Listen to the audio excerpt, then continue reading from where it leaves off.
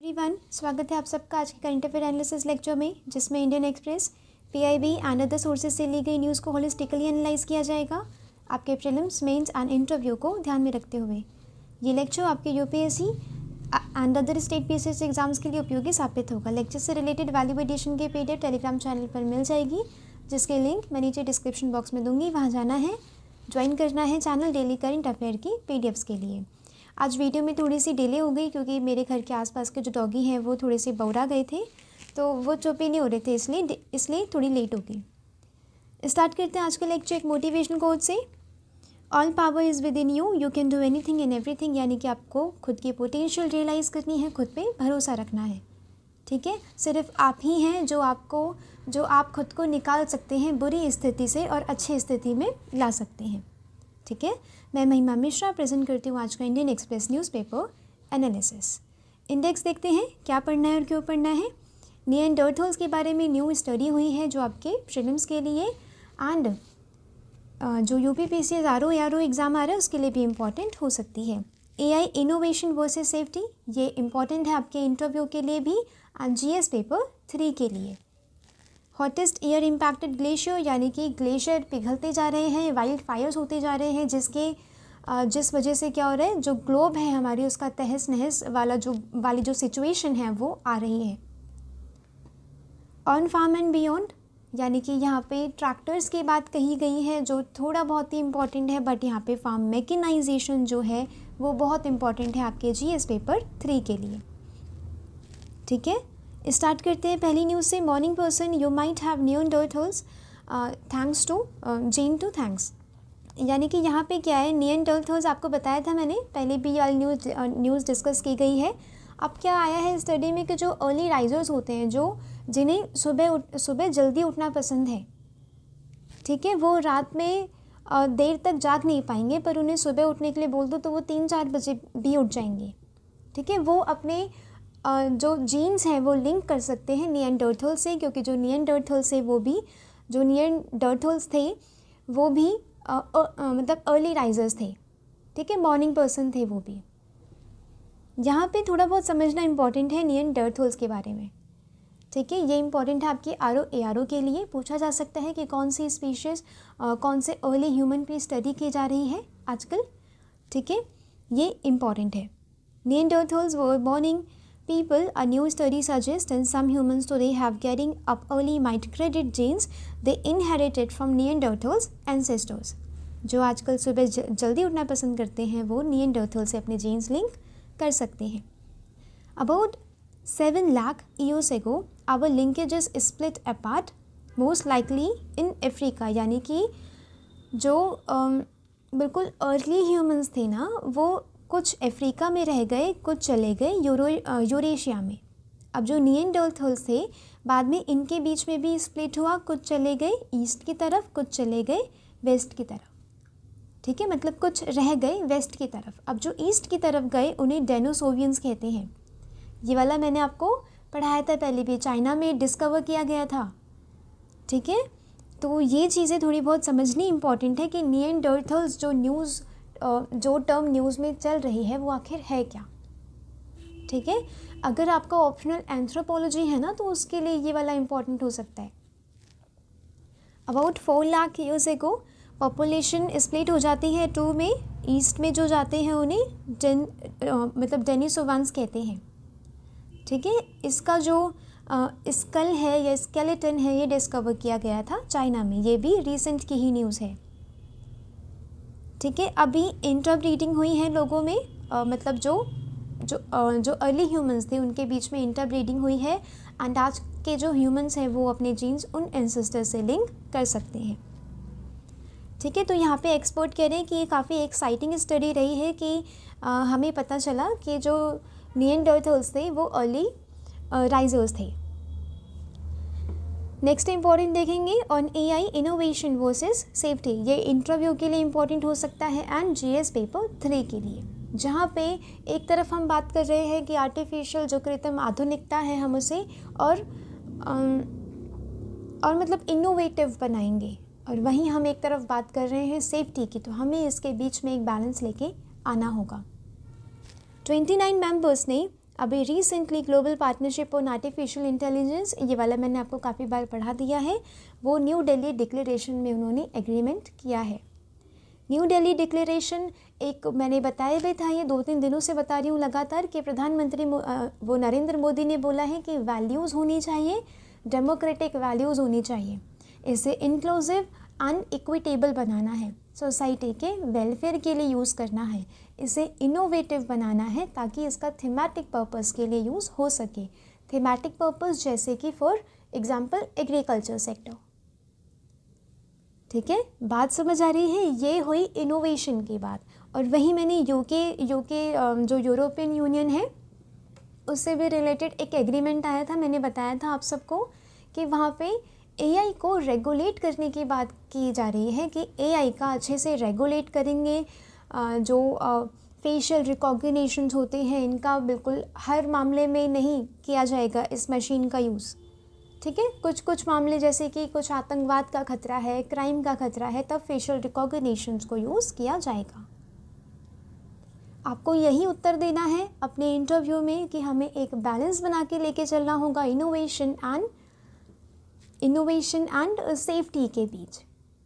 ठीक है, हमें पब्लिक को एनकरेज करना है, जो प्राइवेट सेक्टर को एनकरेज करना है कि वो मतलब इनोवेट करे। ठीक है, एंड हमें पब्लिक को भी अवेयर करना है कि आपकी सेफ्टी किस में है। ये इसके जो पॉइंट्स हैं ना, मैं वो आपको काफ़ी बार लिखवा भी चुकी हूँ, इम्पॉर्टेंट है। ठीक है, इसीलिए मैंने हाईलाइट किया है। GPI is an attempt largely led by democratic world to adopt global risk based approach to AI। ठीक है, ये वाली लाइंस इम्पॉर्टेंट हैं। While the GPI new declaration address the need to tackle AI related risk, यानी कि innovation के साथ साथ रिस्क को टैकल करने की बात भी की गई। कहा गया कि जैसे जैसे AI इवॉल्व हो रहा है, रिस्क मिटिगेशन को भी इवॉल्व करना पड़ेगा। ठीक है, रिस्क से बचना पड़ेगा, हमें लोगों को अवेयर करना है कि उनकी प्राइवेसी कैसे सही रह सकती है। The essence of the declaration can be summed up as follows: inherently good and catalyst for economic growth। और बल्कि ये इकोनॉमिक ग्रोथ के लिए तो इम्पॉर्टेंट है AI का इवोल्यूशन, बट इससे रिलेटेड जो सेफ्टी कंसर्न्स है उस पर ध्यान देना होगा, जैसे कि डीप फेक हो गए या कुछ मतलब टेक्सटिंग एंड मैसेजिंग ऐप्स हैं। ठीक है, उसमें प्राइवेसी ना रिवील की जाए। ठीक है, ये सब ध्यान देना है। नेक्स्ट इम्पॉर्टेंट देखेंगे, wild fires, fish size, how hot is Arctic summer impacted region. यहाँ पे कहा गया है कि जो 2023 का समर था ये काफ़ी गर्म था, हॉटेस्ट था। अब इसका इम्पैक्ट पड़ा ग्लेशियर्स पे। ग्लेशियर्स पिघल रहे हैं, वहाँ के जो बायोडाइवर्सिटी है, वहाँ के जो एक्वेटिक एनिमल्स हैं उन्हें नुकसान पहुँच रहा है। ठीक है, और जो बिल्कुल top of the food chain जैसे कि पोलार बियर, उन्हें नुकसान पहुँच रहा है। ये वहाँ की फूड सिक्योरिटी, जैसे कि एक सैल्मन एक फ़िश होती है, उसका साइज़ भी काफ़ी डिक्रीज़ हो गया है। वहाँ की पॉपुलेशन फ़िश पे डिपेंडेंट है, तो ये वहाँ की फूड सिक्योरिटी को भी हार्म कर रहा है। वाइल्ड फायर्स भी बढ़ती जा रही हैं जैसे जैसे ग्लोबल वार्मिंग बढ़ रही है। ठीक है, वाइल्ड फायर्स भी इंक्रीज़ हो रही हैं। वाइल्ड फायर्स होंगे तो आग लगने के ज़्यादा चांसेस होंगे, जैसे कि हॉटेस्ट एंड ड्राई सीज़न जो होता है ना, वो आग ज़्यादा लगवाता है। यहाँ पे सबसे ये थोड़ा पढ़ना इम्पॉर्टेंट है, सबसे permafrost is the frozen soil under the sea bed that contains organic matter. अब जब वो जो सी बेड के अंदर जो परमाफ्रॉस्ट है, जो परमानेंट फ्रॉस्ट है वहाँ की, अब वो पिघलेगी तो क्या होगा, वहाँ के जो एंजाइम्स होंगे, जो बैक्टीरियाज वगैरह होंगे, अब वो बाहर आएंगे। वहाँ के जो गैसेस जो ट्रैप्ड होंगी वहाँ पे, वो रिलीज़ होंगी। तो ये फर्दर ट्रिगर करेगा ग्लोबल वार्मिंग को, यानी कि स्थिति सच में ही तहस नहस होने वाली है। बढ़ती हुई हीट वेव्स, बढ़ते हुए वाइल्ड फायर्स, सी लेवल राइज हो रहा है, फ्लड आ रहा है, सूखा पड़ रहा है, क्लाइमेट एक्सट्रीमिटीज़ हो रही है। कहीं पे जहाँ पे बारिश हुआ करती थी वहाँ पे सूखा पड़ रहा है, जहाँ पे बारिश नहीं होती थी वहाँ पे बाढ़ आ रही है। ठीक है, ये सारी जो सिचुएशन है ना, वो कहीं ना कहीं तहस नहस ही करेगी। Over the past 20 years, rising temperature have led to the dramatic thinning of ये वाला ग्लेशियर याद रखना है, कहाँ पे है, अलास्का में, मेंडनहॉल ग्लेशियर। ठीक है, वन लाइनर में पूछा जा सकता है, कंफ्यूज नहीं होना है, न्यूज़ में है तो पढ़ लेना, सही होगा। नेक्स्ट इंपॉर्टेंट देखेंगे यहाँ पे on the farm and beyond. यहाँ पे कह रहे हैं कि ट्रैक्टर्स को हमें और मतलब फार्मिंग में तो यूज़ हो ही, नॉन फार्म में भी यूज़ हो, जैसे कि कंस्ट्रक्शन सेक्टर में ट्रैक्टर्स का यूज़ हो रहा है, ट्रांसपोर्टेशन सेक्टर में यूज़ हो रहा है। वो रूरल इकोनॉमी को भी एक समृद्ध इकोनॉमी बनाएगा। From farmers, India's rural hinterland, mechanization isn't a choice, it is a necessity. Tractors helps farmers save labor and optimize their precious time apart from boosting crop yield. यानी कि mechanisation से क्या होता है, आपका समय भी बचता है और मेहनत भी बचती है।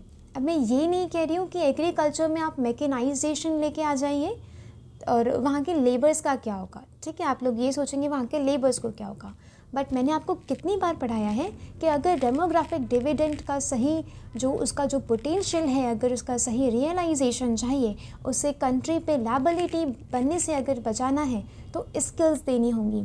जो अभी यूथ अराउंड 40 to 42% अभी भी हमारा जो यूथ है वो एग्रीकल्चर सेक्टर में है, राइट।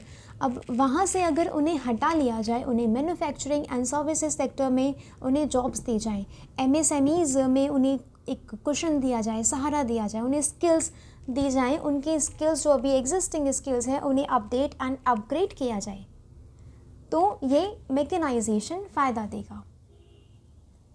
ठीक है, पहले क्या होता था, पहले जो कटाई होती थी ना वो हाथों से होती थी, मैनुअली होती थी, लेबर के थ्रू होती थी। अब उसके लिए मशीन्स हो रही हैं, तो इसका मतलब वो लेबर्स अपनी जॉब जो पहले किया करते थे वो छोड़ दे रहे हैं, राइट। बट उन लेबर्स की जो मेहनत है वो सही सेक्टर में लगानी ज़रूरी है, क्योंकि एग्रीकल्चर सेक्टर में सबसे ज़्यादा डिस्कस्ड अनएम्प्लॉयमेंट होती है। डिस्कस्ड अनएम्प्लॉयमेंट का मतलब होता है लोग लगे हुए हैं काम करने में बट प्रोडक्टिविटी इज़ ज़ीरो।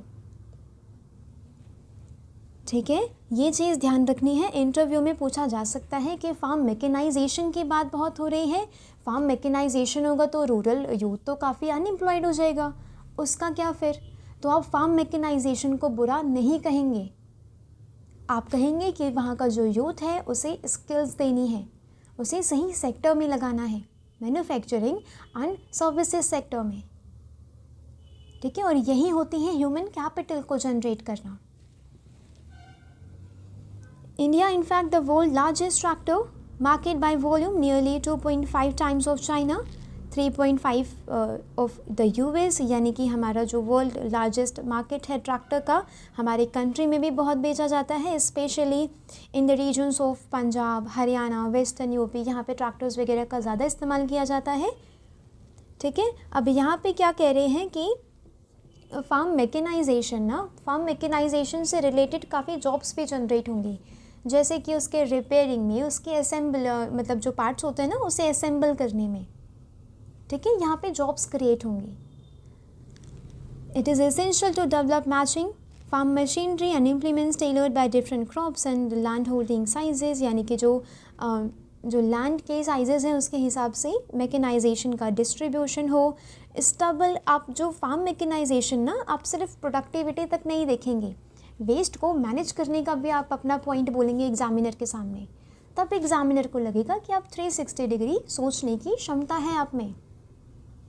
ठीक है, आपको बोलना है कि फार्म मैकेनाइजेशन को सिर्फ प्रोडक्टिविटी एंड हार्वेस्टिंग तक ही सीमित नहीं रखना चाहिए, बल्कि वेस्ट टू एनर्जी को में कन्वर्ट करने के लिए भी farm mechanisation is very important.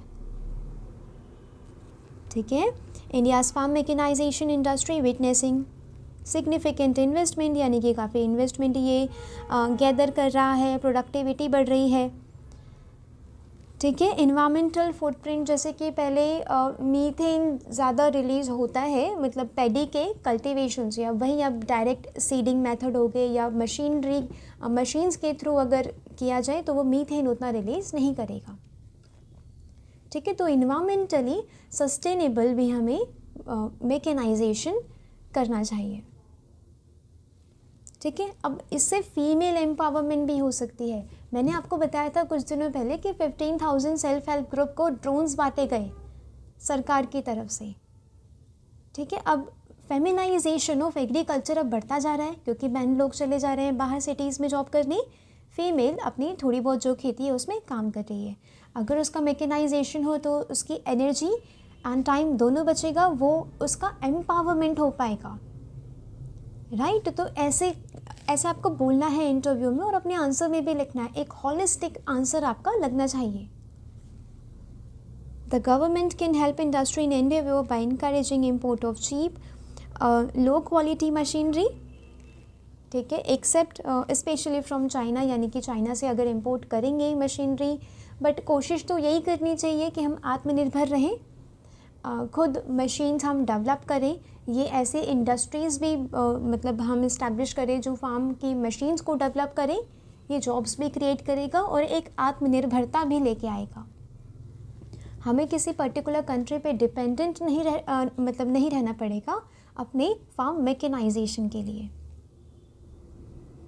Ensuring uniform and timely disbursement of subsidy, यानी कि क्या है, फार्म मैकेनाइजेशन से रिलेटेड जो सब्सिडी है ना, आप वो मैन्युफैक्चरर्स को दीजिए। अगर उसमें डिले होगा तो मैन्युफैक्चरर्स क्या करेंगे, वो फार्म मशीनरी नहीं टाइमली बना पाएंगे और ना ही टाइमली दे पाएंगे, ठीक है। तो डिमांड एंड सप्लाई में यहाँ पे मिसमैच देखी जा रही है,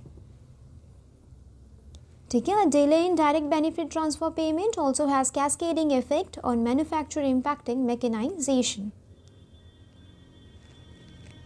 ओवर 30% ऑफ ट्रैक्टर जो यूज़ हो रहा है वो नॉन फार्म एक्टिविटीज़ के लिए यूज़ हो रहा है, जैसे कि कंस्ट्रक्शन, ट्रांसपोर्टेशन। अभी हमें इसे और एग्रीकल्चर के मतलब एग्रीकल्चर के जो पेरिफेरल एरियाज़ है वहाँ पे भी हमें ट्रैक्टर्स का यूज़ करना चाहिए।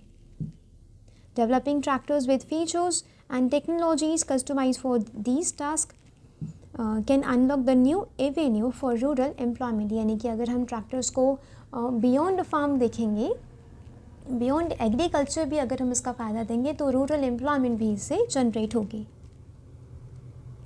ठीक है, जिससे फूड सिक्योरिटी भी होगी और इंडिया को इसका मतलब इंडिया को bread basket of the world बनने में मदद करेगी, ठीक है। क्योंकि गेहूँ हो गई, चावल हो गई, ये स्टेपल क्रॉप्स ना इंडिया में उगाई जाती है, एक अच्छी मात्रा में उगाई जाती है। अगर इसके पोटेंशियल को रियलाइज़ किया तो हमारी कंट्री वैसे भी डेवलप्ड बन जाएगी। एग्रेरियन इकोनॉमी होने के बावजूद भी हमारी कंट्री डेवलप्ड हो जाएगी 2047 तक, ठीक है। आपको वैसे ही कुछ अट्रैक्टिव आंसर देना है जो आपकी पर्सनालिटी में भी दिखना चाहिए कि हाँ आप एग्रीकल्चर के लिए बिल्कुल डेडिकेटेड होके काम करेंगे उस सेक्टर में, ठीक है। आपको ये दिखाना है कि आपकी पर्सनालिटी इस जॉब के लिए वेल सूटेड है और इसमें एडिटोरियल से बढ़कर आपको कहीं से कंटेंट नहीं मिलने वाला। इसका वैल्यू एडिशन देखेंगे फार्म मैकेनाइजेशन का। National council of applied economic research ने क्या बताया है कि फार्म मैकेनाइजेशन इंडिया में काफ़ी सिग्निफिकेंटली चैलेंज फेस कर रहा है, स्पेशली जो स्मॉल एंड मार्जिनल फार्मर्स हैं। बड़े बड़े फार्मर्स जो लैंड ओनर्स होते हैं, लैंडलॉर्ड्स होते हैं, वो तो बड़ी बड़ी मशीन से काम करवा लेते हैं पंजाब और हरियाणा वगैरह के एरियाज़ में, but small and marginal farmers को में इसकी प्रॉस्पेरिटी नहीं हो पा रही है, ठीक है। हमें उनकी समृद्धि पे अगर ध्यान देना है तो फार्म मैकेनाइजेशन को भी इक्विटेबल, एक्सेसिबल एंड अफोर्डेबल बनाना पड़ेगा। ये कीवर्ड्स काफ़ी इम्पॉर्टेंट हैं। Farm machinery industry is characterized by both demand and supply challenges. Farm mechanization in India at 40 to 45% remains low compared to the rest of the world. In the US यहाँ पे क्या है 95% है, Brazil में 75% है, China में 57% है, ठीक है। इंडिया में 40 to 45% है, इसे हमें बढ़ाना है। कुछ एग्जांपल्स होते हैं जो फार्म मशीनरी जो इंडस्ट्री है वो क्या प्रोड्यूस करती है। कंबाइंड हार्वेस्टर्स, इरिगेशन सिस्टम जैसे कि ड्रिप इरिगेशन और स्प्रिंकलर इरिगेशन, ये क्लाइमेट रिलेटेड एग्रीकल्चर को भी हेल्प करेगा, ठीक है, सस्टेनेबल बनाने में भी हेल्प करेगा। चैलेंजेस क्या है? स्किल शॉर्टेज, लोगों के पास स्किल नहीं है, उनकी जो स्किल है वो अपग्रेड नहीं है, मतलब अपग्रेडेड नहीं है, ठीक है। Primarily catering to the Indian farmers by supplying, repairing and maintaining farm machinery, यानी कि बहुत ही छोटे छोटे लेवल पे मशीन्स को रिपेयर वगैरह किया जा रहा है, काफ़ी बड़ी इस्टेब्लिशमेंट नहीं है। एडुकेट इन्फॉर्मेशन, फार्मर्स को इन्फॉर्मेशन नहीं है कि ये टेक्नोलॉजीज़ भी आप यूज़ कर सकते हैं, जैसे कि स्टबल बर्निंग है ना, उससे रिलेटेड फार्मर्स के पास इन्फॉर्मेशन नहीं है, अवेयरनेस नहीं है कि हम स्टबल को मशीन्स के थ्रू भी इसे एनर्जी में कन्वर्ट कर सकते हैं, इसकी इकोनॉमिक वैल्यू ले सकते हैं। Consequently their selection of machinery is poor, अब उन्हें उतनी अवेयरनेस है नहीं टेक्नोलॉजी के बारे में, तो जो मार्केट में लो मतलब पुअर मशीनरी हाई प्राइजेस में मिलती है वो उठा के ले आते हैं। लैक ऑफ स्किल्ड पर्सनल, यानी कि क्वालिफाइड सुपरवाइजर्स नहीं है, सेमी स्किल्ड वर्कर्स नहीं है, इक्विपमेंट्स को कैसे यूज़ करना है, मशीन को आखिर यूज़ कैसे करना है, इसके स्किल्स हमारे फार्मर्स में नहीं है। हाई कैपिटल कॉस्ट, अब मशीन अब महंगी तो आएगी ही नहीं, मतलब आएगी नहीं, अब वो बड़े बड़े फार्मर्स ही उसका फ़ायदा उठा सकते हैं, जैसे ग्रीन रेवोल्यूशन का फ़ायदा उठाया, ठीक है। तो छोटे और मार्जिनल फार्मर्स कहीं ना कहीं पीछे लैग कर रहे हैं। रैपिडली चेंजिंग टेक्नोलॉजी, अब बार बार टेक्नोलॉजीज़ चेंज हो रही हैं, अब स्टेबल को मैनेज करने के लिए भी काफ़ी इवॉल्विंग टेक्नोलॉजीज़ डेवलप हो रही हैं, ठीक है। तो ये दिक्कत करता है स्मॉल मैन्युफैक्चरर्स के लिए, जो रिसोर्स को इनोवेट नहीं कर सकते quickly. Dependence on whether condition, अगर एडवर्स वेदर कंडीशन रहा तो फार्म मैकेनाइजेशन थोड़ा नहीं हो पाएगा। मेंटेनेंस एंड रिपेयर, यानी कि बहुत मुश्किल से रिपेयर होती है मशीन्स, ठीक है, तो इसके लिए भी इस्टेब्लिशमेंट ज़रूरी है। इन्वायरमेंटल कंसर्न, जैसे कि फॉसिल फ्यूल का यूज़ हो रहा है मशीन्स में, तो ये से इन्वायरमेंटल कंसर्न है, बट हमें ठीक कैसे करना है? बायोडीज़ल वगैरह से, ठीक है, बायो एथेनॉल, इन सब का यूज़ करेंगे या फिर नेचुरल गैस का यूज़ करेंगे, तो फार्म मैकेनाइजेशन को और एग्रीकल्चर को हम सस्टेनेबल बना पाएंगे, ठीक है। वे फॉरवर्ड क्या है? ट्रेनिंग देनी है young farmers and owners operators को। कृषि विज्ञान केंद्र made responsible for training young farmers, ये सब हमें प्रोवाइड करानी चाहिए उन्हें ट्रेनिंग एक लोकल लेवल पे। Should also provide information on development in mechanization, including the availability of new and better farm equipment. Frontline demonstration of farm machinery. Demonstration यानी कि फार्मर्स को आप प्रैक्टिकल करके दिखाइए सामने सामने कि मशीनरी का यूज़ कैसे होगा, तभी वो लोग सीखेंगे, ठीक है। क्योंकि थ्योरी में उन्हें कितना भी बता दिया जाए, जब तक प्रैक्टिकल नहीं करेंगे, जब तक वो अपने हाथ से मशीनरी ऑपरेट नहीं करेंगे, तब तक नहीं सीख पाएंगे। इसीलिए इसे कहते हैं एक्सटेंशन सर्विसेज। हमें एग्रीकल्चर एक्सटेंशन सर्विसेज का मतलब क्या होता है? कुछ एक्सपर्ट्स जाके विलेज में लोकल लेवल पे उन्हें इंफॉर्मेशन देंगे, ठीक है, मशीनरी कैसे यूज़ करनी है ये बताएंगे। Addressed skilling shortage, district level पे जैसे वो है ना प्रधानमंत्री कौशल विकास योजना, अब उसी के तहत ये करना चाहिए कि लोकल लेवल पे फार्म मशीनरी की कोऑपरेट करने की भी नॉलेज दी जानी चाहिए, और वो भी कुछ बहुत ही कम प्राइजेस पे या फिर फ्री, ठीक है। इंडस्ट्रियल ट्रेनिंग इंस्टीट्यूट, यानी कि जो इंडस्ट्रीज़ है ना वो फार्मर्स के साथ कोलैबोरेट करें यहाँ पे और ट्रेनिंग दें, ठीक है। यहाँ पे कोलैबोरेशन, आप किसी में भी आंसर लिखेंगे ना, अपने ऐसे में लिखेंगे, इंटरव्यू में बोलेंगे, तो कोलैबोरेट वर्ड ज़्यादा इम्पॉर्टेंट होगा।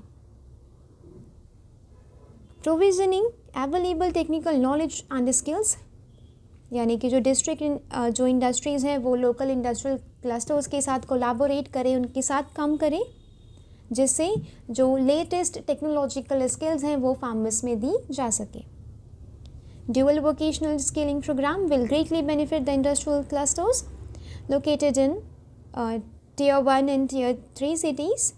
MSME should also leverage, यानी कि यहाँ पे MSME का भी पार्टिसिपेशन सरकार की तरफ से, मतलब सरकार को मांगना होगा। जो MSMEs है, प्राइवेट सेक्टर है, सिविल सोसाइटी है, NGO है, ये सारे फार्म मैकेनाइजेशन के बारे में फार्मर्स को इन्फॉर्मेशन दें।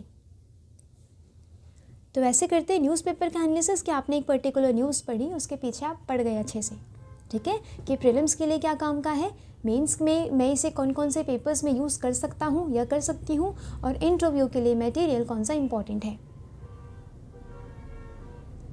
ठीक है। ऐसे करते न्यूज़पेपर का एनालिसिस, वरना न्यूज़ पढ़ के अगर छोड़ दी ना तो वो 15 मिनट्स पे, मतलब 15 मिनट से भी कम लगेंगे फिर तो, सुपरफिशियल स्टडी करनी है तो फिर न्यूज़पेपर उठाने का भी कोई फ़ायदा नहीं हुआ, क्योंकि आप उसे अच्छे से यूटिलाइज़ नहीं कर रहे हैं, न्यूज़पेपर उठा के भी टाइम वेस्ट हो रहा है फिर तो, ठीक है।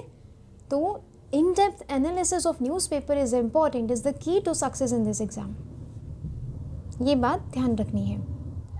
तो मिलते हैं मंडे को, कल संडे है, मैंने वीक में जितना भी पढ़ाया है आप वो सब रिवाइज़ करेंगे, ठीक है, अपने आंसर्स में अप्लाई करेंगे, बिकॉज एप्लीकेशन थ्योरी के साथ साथ एप्लीकेशन इज़ मोर इम्पॉर्टेंट। आपको वो अपने आंसर्स में अप्लाई करना है। ऐसे में जो मैंने कहा है कि आप ये चीज़ ऐसे में लिख सकते हैं, आप हर संडे तो खैर आपको ऐसे लिखना चाहिए, आप उसमें अप्लाई करेंगे ये चीज़ें, ठीक है। कल आपका पूरा का पूरा जो आपका करंट अफेयर का टाइम है वो रिवीजन का टाइम होना चाहिए, और संडे की अगर मतलब संडे के न्यूज़पेपर में अगर मुझे कोई इंपॉर्टेंट चीज़ मिलती है तो मैं वो छूटने नहीं दूंगी, मैं वो कवर करूंगी मंडे को, ठीक है। लेक्चर से रिलेटेड वैल्यू एडिशन की पीडीएफ अभी टेलीग्राम चैनल पर मिल जाएगी, जिसके लिंक मैं नीचे डिस्क्रिप्शन बॉक्स में दूंगी, वहाँ जाना है, ज्वाइन करना है चैनल डेली करंट अफेयर की पीडीएफ्स के लिए। ये पीडीएफ आपको आज के आज ही नोट कर लेनी है, ताकि आपके पास खुद के बनाए हुए नोट्स हो जो एग्ज़ाम के 2 दिन पहले भी रिवाइज किए जा सकें। तो मिलते हैं कल। Thanks for watching, thank you so much.